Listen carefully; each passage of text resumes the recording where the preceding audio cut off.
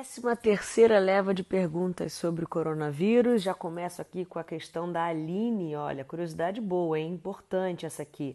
Se os testes rápidos para Covid podem dar resultados falsos. E aí, doutora Ana? Sim, pessoal. Esses testes não têm uma sensibilidade muito boa. Então, até uns 40%, depende muito do teste, pode ter um resultado que não condiz com a verdade. Ou seja, ter o falso positivo ou falso negativo. Por isso, a gente tem que ter muito cuidado com os testes, tá? Mais seguro é aquele que a gente faz no nariz, quando houver indicação, e a sorologia, que é aquele que a gente tira o sangue e manda fazer no laboratório, tá bom? E a pessoa que já teve Covid, foi curada, continua contaminando mesmo depois disso ou não? Então, vamos entender. Olha, o primeiro dia do seu primeiro sintoma é o dia 1. Aí você tem que contar 14 dias. Depois desses 14 dias, veja, você está há 72 horas, pelo menos, sem febre nenhuma, se sentindo bem, sem nenhum outro sintoma. Se você estiver bem, sem sintomas, há 72 horas sem febre, depois desse 14º dia, aí, teoricamente, você não está mais transmitindo o vírus. Deu para entender? Ah, mas importante, continua usando máscara e mantendo o distanciamento social, porque a gente não sabe se pode ou não ter reinfecção, tá bom? A Cláudia quer saber o que muita gente pergunta. Olha, qual a probabilidade da gente pegar Covid pela segunda vez? Essa é a pergunta que ninguém sabe responder ainda, pessoal. Porque existe a reinfecção, ou seja, você teve a doença, sarou, curou, depois de um tempo você vai ter a doença de novo? Não se sabe se há a reinfecção. Nada ainda está comprovado.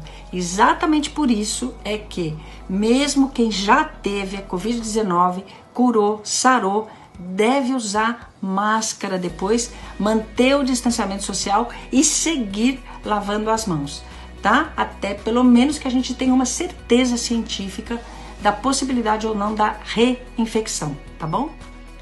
A dúvida da Natália é a mesma de muitas mães, eu ouço bastante por aí. Afinal de contas, a partir de quantos anos a gente deve colocar máscara nas crianças, doutora Ana? Olha, Natália, e todas as mães, né? As máscaras estão formalmente indicadas pela Organização Mundial de Saúde e pela Sociedade Brasileira de Pediatria acima de 2 anos, para crianças acima de 2 anos. Por quê? Porque se a gente colocar uma máscara numa criança com menos de 2 anos, pode dar um desconforto respiratório e corre até o risco de sufocamento. Então, as máscaras estão formalmente indicadas para as crianças com mais de 2 anos de idade, tá bom? Hora do nosso Fique em Casa, Fique Forte e Coma Bem. Dúvidas de alimentação, principalmente na quarentena. A nutricionista Marcela Rodrigues, toda segunda, responde as suas perguntas. E a primeira é essa aí, ó. Como controlar a vontade de comer doce? Não consigo parar. Alguém se identifica? Marcela, por favor. Nós temos um ciclo vicioso do açúcar, que quando a gente ingere esse açúcar, a gente aumenta a glicose dentro do nosso organismo, a gente dá um pico de insulina, essa insulina sobe tão rapidamente que ela desce rapidamente também. E assim gera novamente essa necessidade, essa vontade de comer algo doce. Então, se você já se encontra nesse ciclo vicioso, que todo dia você come um docinho e sente a vontade do dia seguinte novamente desse docinho, já estamos nesse ciclo. Então, para você sair dele, é importante parar a ingestão de doce de 5 a 7 dias. Quando você parar, você vai ver que você vai ter um controle muito melhor na ingestão daqui para frente. E sempre procurar escolhas melhores, né? Um chocolate que tenha 70% cacau, sem açúcar, frutas, castanhas, damasco. Então, sempre procurar melhores opções e sair em si daquele doce cheio de gordura e cheio de açúcar na sua composição. Em época de pandemia, essa aqui é fundamental a gente saber, ó, o que pode baixar a minha imunidade. Bom, o que pode baixar a sua imunidade é uma alimentação rica em gordura, rica em açúcar.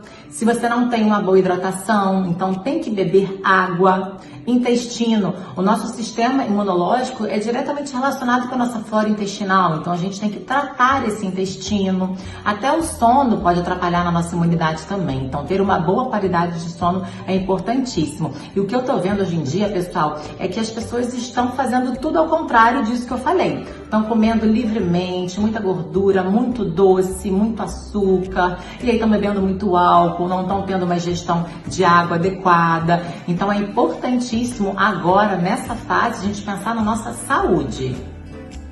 Falou em hidratação, já veio a dúvida sobre esse assunto. O que posso fazer? Não consigo beber água. Excelente pergunta, nós temos que arranjar um jeito de você ingerir essa água. 3 dicas. A primeira, espremer um pouquinho de limão na água.